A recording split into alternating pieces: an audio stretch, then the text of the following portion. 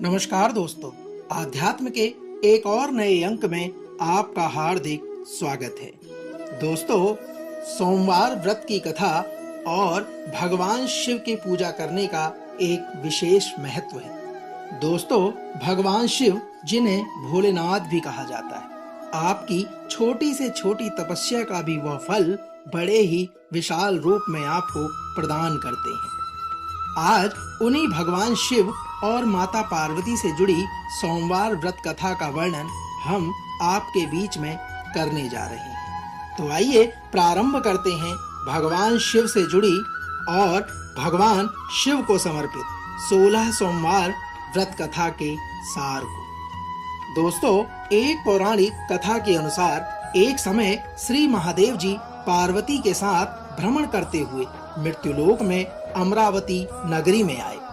वहां के राजा ने शिव मंदिर बनवाया था, जो कि अत्यंत भव्य एवं रमणीक तथा मन को शांति पहुंचाने वाला था। भ्रमण करते करते शिव पार्वती भी वहां पर ठहर गए। दोस्तों, एक दिन की बात है। मां पार्वती ने कहा, हे नाथ, आओ आज इसी स्थान पर चौसर पासे खेलते हैं। खेल प्रारंभ हुआ।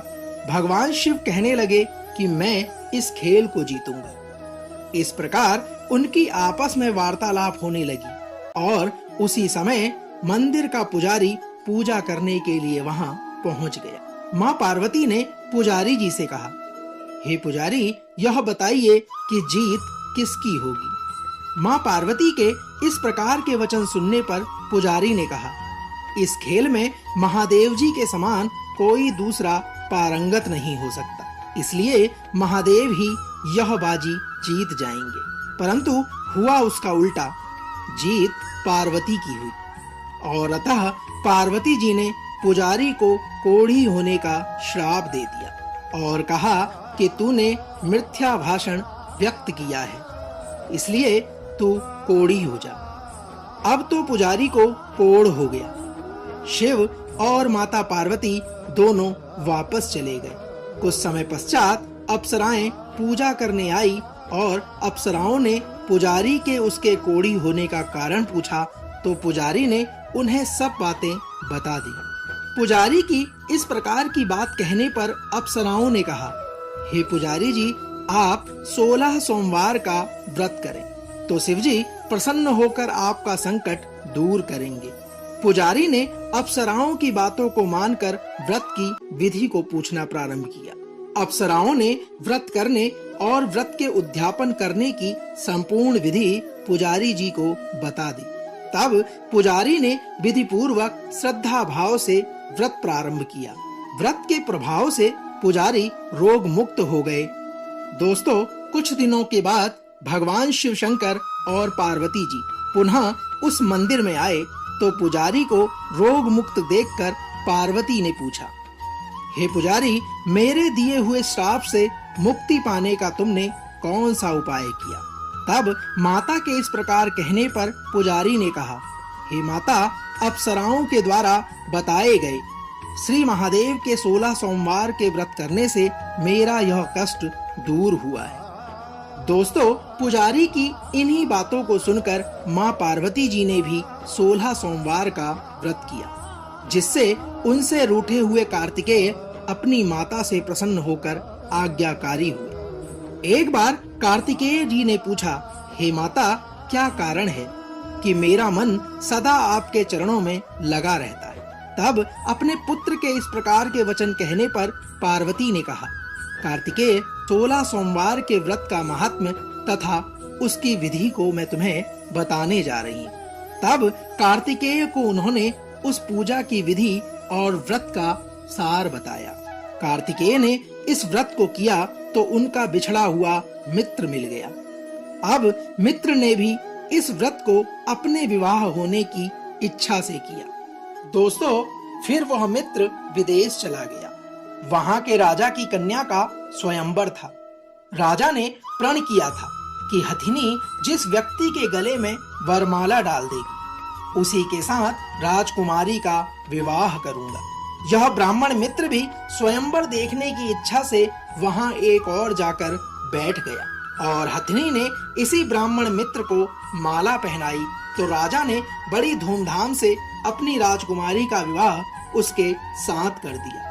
तत्पश्चात दोनों सुखपूर्वक रहने लगे। एक दिन राजकन्या ने पूछा, हे नाथ, आपने कौन सा पुण्य किया जिससे हथिनी ने आपके गले में वरमाला डाल दी?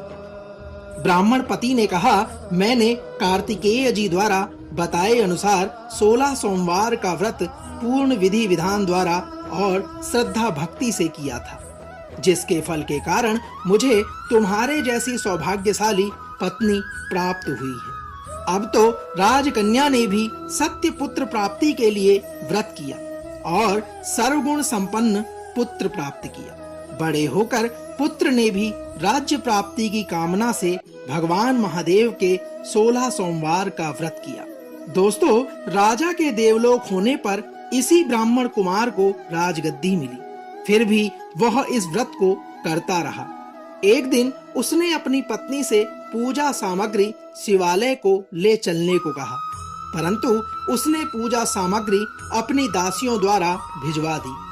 जब राजा ने पूजन समाप्त किया तो आकाशवाणी हुई कि हे राजा, तुम इस पत्नी को त्याग दो, नहीं तो तुम्हें राजपाट से हाथ धोना पड़ेगा। प्रभु की आज्ञा मानकर उसने अपनी पत्नी को महल से निकाल दिया। तब वह अपने भाग्य को कोसती हुई एक बुढ़िया के पास गई और अपना दुखड़ा सुनाया तथा बुढ़िया को बताया, मैं पूजन सामग्री राजा के कहे अनुसार शिवालय में नहीं ले गई और राजा ने मुझे निकाल दिया है। बुढ़िया ने कहा, तुझे मेरा एक काम करना पड़ेगा। तो उसने स्वीकार कर लिया। तब बुढ़िया ने सूत की गठरी उसके सिर पर रखी और बाजार भेज दिया। रास्ते में आंधी आई तो सिर पर रखी गठरी उड़ गई। तब बुढ़िया ने डांटकर उसे भगा दिया। अब रानी बुढ़िया के यहाँ से चलते चलते एक आश्रम में पहुंची। तब गोसाई जी उसे देखते ही समझ गए कि यह उच्च घराने की अबला विपत्ति की मारी है। वे उसे धैर्य बधाते हुए बोले, बेटी, तू मेरे आश्रम में रह, किसी प्रकार की चिंता मत कर। तब रानी आश्रम में रहने लगी, परंतु जिस वस्तु को वह हाथ लगाती वह वस्तु खराब हो जाती। यह देखकर एक दिन गोसाई जी ने पूछा, बेटी, किस देव के अपराध से ऐसा होता है? रानी ने बताया कि मैंने अपने पति की आज्ञा का उल्लंघन किया और शिवालय में पूजन के लिए नहीं गई। इससे मुझे घोर कष्ट उठाने पड़ रहे हैं। रानी के इस प्रकार के वचन कहने पर गोसाई ने भगवान शिवजी से उसके कुशल क्षेम के लिए प्रार्थना की और कहा, बेटी, तुम 16 सोमवार का व्रत विधि विधान के अनुसार करो। तब रानी ने विधि पूर्वक व्रत किया और उस व्रत के प्रभाव से राजा को रानी की याद आई और दूतों को उसकी खोज में भेज दिया। दोस्तों, आश्रम में रानी को देख दूतों ने राजा को बताया। तब राजा ने वहां जाकर गोसाई जी से कहा, हे महाराज, यह मेरी पत्नी है। मैंने इसका परित्याग कर दिया था। कृपया इसे मेरे साथ जाने की आज्ञा दे। भगवान शिवजी की कृपा से प्रतिवर्ष 16 सोमवार का व्रत करते हुए वे दोनों आनंद से रहने लगे और अंत में शिवलोक को प्राप्त हुए। दोस्तों, तो यह थी भगवान शिव से जुड़ी 16 सोमवार व्रत कथा के सार का विवरण और उसकी कथा।